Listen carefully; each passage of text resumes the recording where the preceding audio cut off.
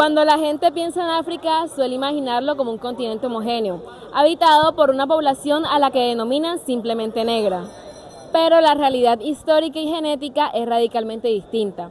Hace unos miles de años, África era un mosaico de pueblos increíblemente diverso. Jared Diamond, en su libro Armas, Gérmenes y Acero, nos plantea una pregunta clave.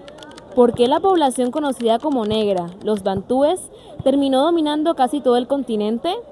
La respuesta no está en biología de razas, sino en la geografía, los animales y las plantas.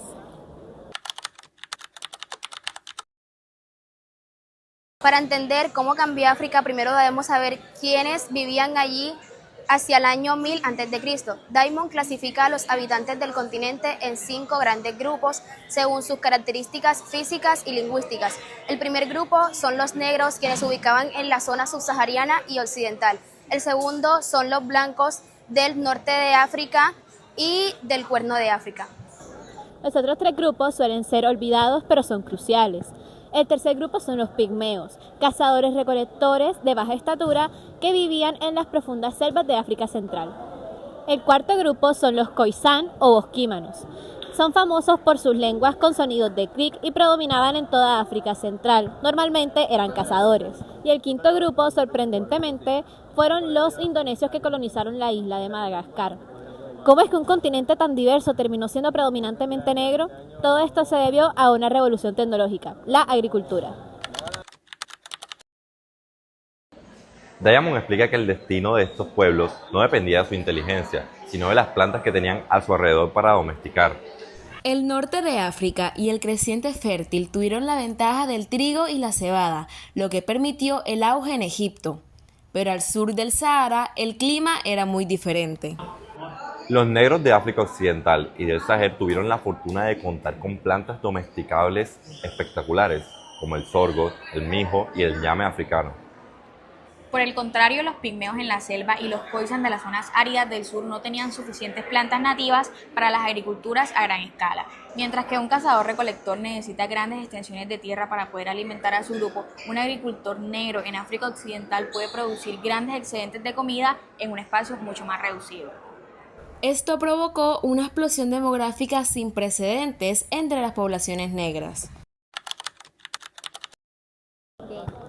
Con más comida hubo más población y con más población surgió la necesidad de expandirse. En el año 3000 a.C., un grupo de agricultores de lengua bantú, originarios de la frontera entre Nigeria y Camerún, realizaron una de las migraciones más importantes de la historia de la humanidad. Estos, a pesar de llevar consigo los cultivos necesarios, siglos después lograron dominar la metalúrgica del hierro, creando así hachas para talar la selva y lanzas para prepararse para la guerra. Imagina el choque. Los agricultores bantúes con herramientas de hierro y ventaja demográfica invadieron las tribus pigmeas y los khoisan, que apenas utilizaban herramientas de piedra.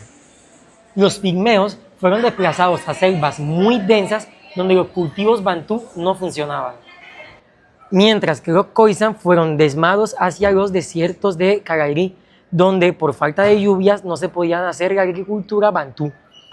Y así fue como la África subsahariana se volvió negra.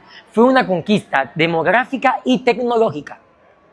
El capítulo de Diamond concluye con una ironía histórica. El dominio europeo posterior sobre África en el siglo XIX no ocurrió porque los europeos fueran superiores, sino porque la geografía de Eurasia, con su eje este-oeste y su abundancia de animales domésticos como caballos y vacas, facilitó un desarrollo tecnológico aún más rápido.